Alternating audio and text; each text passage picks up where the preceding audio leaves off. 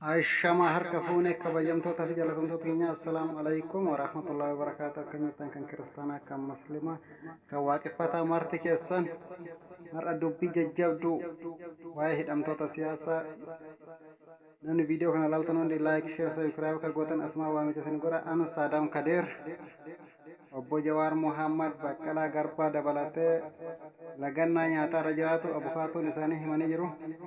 Obbo Jawaar Muhammad Baqqalaa Garbaa Hamzaa Booranaa fi warroonni qaallitti jiran marti isaanii akka lagannaa nyaataa irra jiran himamee jira. Itti aansuudhaan kun olol gammachuu ayyaanoo akka durriyyee mana qaallitti keessatti wal fixaa turte wal waraanaa turte biratti hidhanii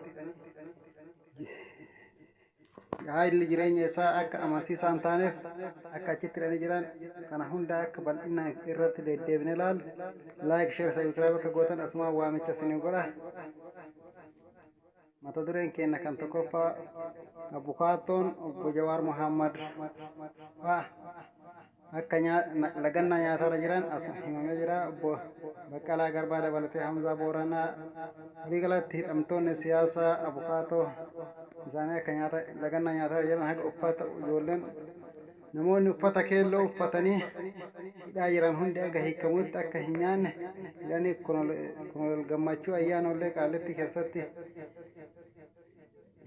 irraa fidanii qaallitti iddoo durriyyeen wal waraanee jeequmsa bichaatitti hidhanii akka nageenyi isaa amansiisaa hin taane abukaatoon isaanii himanii jiranii horroonni isaaniitii fi maatiiwwanii fi abukaatowwan marti shakkii haala siyaasa amansiisaa hin taaneef balbala san dhaabatanii waan jedhaa jiranii garuu mootummaan waan kana gurra cufatee jiranatti fakkaate.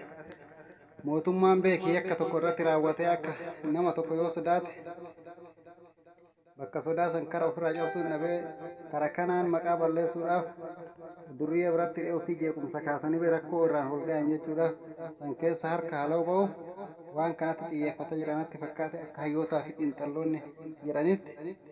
Kanaafuu Oromoo teenya rabbiin kadhataa sagalee haa taanuu fi hayyoota teenya nuuf jecha hidhamanii nuuf jecha rakkatanii dararamaa jiranii horroota uffata keelloollee mootummaan kun garuu uffata namni tokko uffatan uffatinaa jechuun waan an jedhe malee hin deemina jechuudha. Wanni kun immoo ilma namaa taate uffata waan uffata akkana uffadhaa jedhe uffadha yoo uffata akkana uffatinaa jedhe uffatinaa yoo nyaata akkana nyaadhaa jedhe nyaadhaa yookaan hin nyaatinaa jechuudha.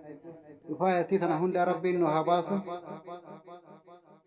Waan rabbiin azeemu nu hin beekne wallaahi jireenya addunyaa kan jajjabaatee jirte inshaallah manni keenya hunduu akka hamilee taanuuf hayyoota keenya obbo Jawaar Muhammad Baqqalaa Garbaa lagannaa nyaataa jiraatu irraa akka laafanii jiran abukaatoon isaanii himanii jiranii.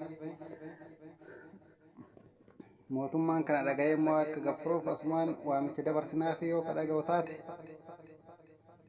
ilmi namaa tokko osoo nama uffata keelloo uffata wanni hin ta'in siyaasaa fi akka isaa waliin hidhama malee akka asiin dura mootummoota taranitti haga arginetti illee haga dhageenyetti illee akka hayyoonni xiinxallaa jedhanittis uffata tokko uffateef namni tokko mirgaa dimokiraasiidha. Namni tokko eega lubbuun dhalatee waan mirga isaa lubbuun jiraatu isaa dimokiraasii mirga ofii ittiin beekuudha. Mirga ofii kana ittiin beekuuf waan fedhe uffatee waan fedhe nyaatu mirga qabaa. Garuu akka nama hin waraanin nama hin arrabsin nama hin dhaanin malee jarri waa takka hin goone falmii tokko hin goone uffata bicha uffatanii nama uffata uffateef afaan Oromoo dubbatee fiduuf rabbiin kadhaa. Abbootiin amantiillee namni martuu akka rabbiin kadhatanii fi hayyoota keenyallee ijaan eeydan asumaa waamicha isin dabarsaa. An Saadaam Kadeer laayik sheer sabskiraayib godhanii akka nu bira dhaabattan asumaa waamicha isin godha. Warri asirra dhuftaniif thank you very much.